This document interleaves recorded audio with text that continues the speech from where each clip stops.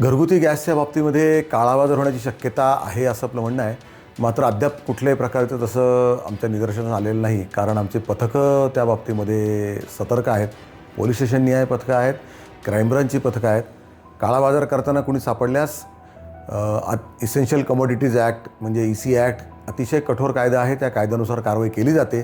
त्याच्यामध्ये दंड आणि कारावासाची शिक्षा आहे. त्या व्यतिरिक्त असं कोणी वारंवार असा कायद्याचा भंग करणार असेल आणि जर योग्य सगळ्या कायद्यांच्या त्या चौकटीमध्ये तो बसत असेल तर आम्हाला मकोकासुद्धा लावण्याचं प्रावधान त्याच्यामध्ये आहे. या कायद्यासाठी, या गुन्ह्यासाठी मकोका लावण्यासाठी सुद्धा आम्ही मागे पुढे पाहणार नाही. नागरिकांना काय आव्हान? नागरिकांना आव्हान आहे की त्यांनी कुठल्या प्रकारे काही पॅनिक होऊन जाऊ नये. जिल्हा प्रशासनासोबतच्या कालच्या बैठकीमध्ये OTP मिळाल्यानंतर 4 दिवसामध्ये प्रत्येकाला सिलेंडर मिळेल अशी ग्वाही प्रशासनाने, जिल्हा प्रशासनाने दिलेली आहे. त्याचबरोबर कुठल्याही गॅस एजन्सीच्या ठिकाणी किंवा इतरत्र कुठेही गॅस 1 to 1 असा विक्री केली जाणार नाही. याबाबत सूचना त्यांनी संबंधित कंपनीला प्रशासनाने दिलेल्या आहेत. त्याची अंमलबजावणी आम्ही करत आहोत.